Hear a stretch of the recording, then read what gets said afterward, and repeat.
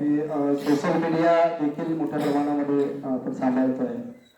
त्याचं सर्व मॅनेजमेंट आणि व्यवस्थापन सगळे आमचे समितीचे सचिव गोविंदभाऊ मकरे हे त्याच्यामध्ये पूर्णपणे देतात.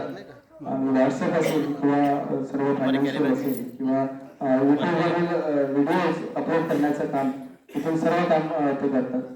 मी एकच विनंती करतो सर्वांना की आपली मीटिंग आज ज्यासाठी होती ते या ठिकाणी मी असं समजतो की आता सर्वांची स्पष्टता झाली की आमचं आम्ही वापस घेतलं पाहिजे. बरोबर आहे ना?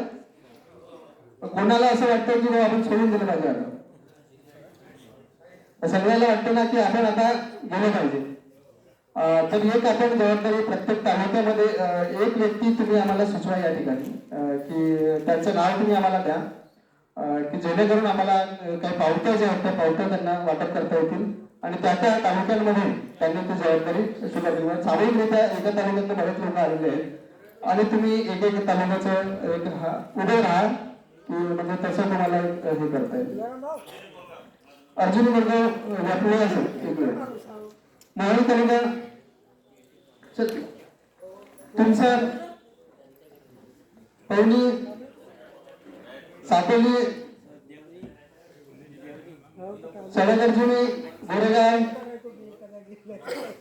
गोंदिया सावळे सगळं सावळे कुरोडा सालेकसा आमगाव पंचायत जे आहेत ते या तुमचं एक झालं तुम्ही मग नंतर आणखी कुठल्या तालुक्यात कुठल्या लाखणी देवरी लाखणी देवरी या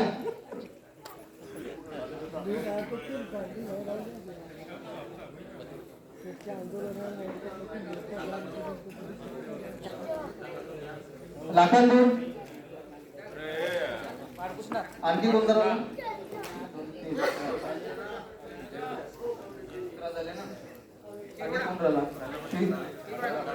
तिरोडा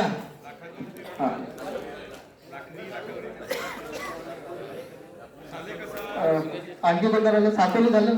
सेंटर सर कोणाला करा? ठीक आहे. साले कसा साले कशावर कोण आलाय?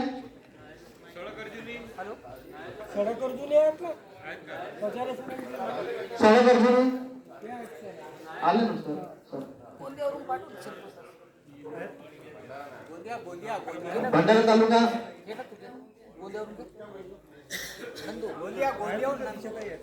सुरजी खंडार उभे झाले.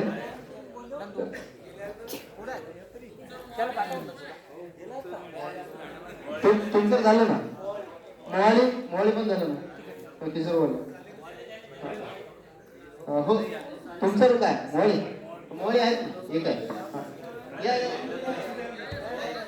एक तुम्ही असला तरी चालते.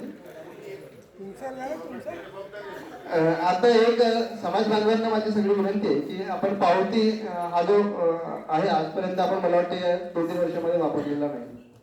जो कुठला आपल्या समितीचा QR कोड आहे जो आपण बँकेकडे मागून घेतला त्या QR कोडवर सगळ्यांनी जो त्यांचा सहभाग निधी होता त्या ठिकाणी त्यांनी पाठवलेला आहे. परंतु आता पावती हा खूप सेन्सिटिव्ह प्रकार आहे. मी यासाठी सांगतोय की आपल्याला अत्यंत विश्वासानं लोकांमध्ये आपण जेव्हा जातो तेव्हा आता बरेचदा आपल्याला जाणवते की सामाजिक काम करणाऱ्यांवर संशयानंच पाहिलं जातं आणि मग बऱ्याच गोष्टी त्याच्यामध्ये होतात.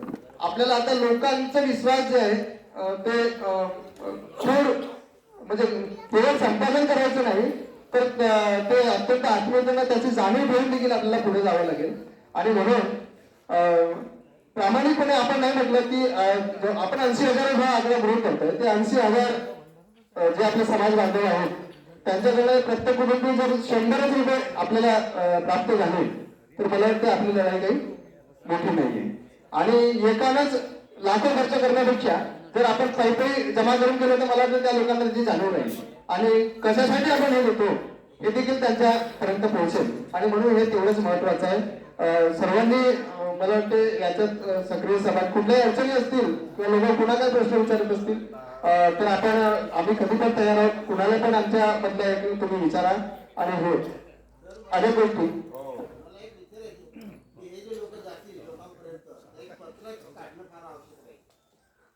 ऍडमिनिस्ट्रेशनची प्रोसेस आहे ती आपण सुरुवातीला त्यांचे रजिस्टर नोंदणी करतोय. तसे पत्र पण आपण देऊया समितीचे, तो पण विषय आपल्याला करता येईल. काढण्यापेक्षा आपण असं करू, आता उदाहरणार्थ माझा पवनी तालुका आहे, तर पवनी तालुक्यातले जे प्रमुख दिवस समाजाचे गावं आहेत त्या गावामध्ये आम्ही पवनीतल्या स्थानिक 2-4 लोक मिळून त्या गावात एक मिटिंग जर घेतली त्या त्या गावामध्ये आणि त्याच्यातून ते पावती वगैरे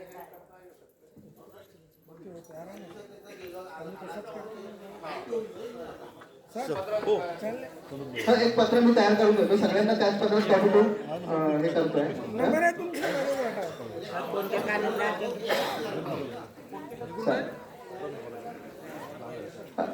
त्याच्या आधीच तयारी केलेली बरी आपली आहे ना दोन्ही गोष्टीची.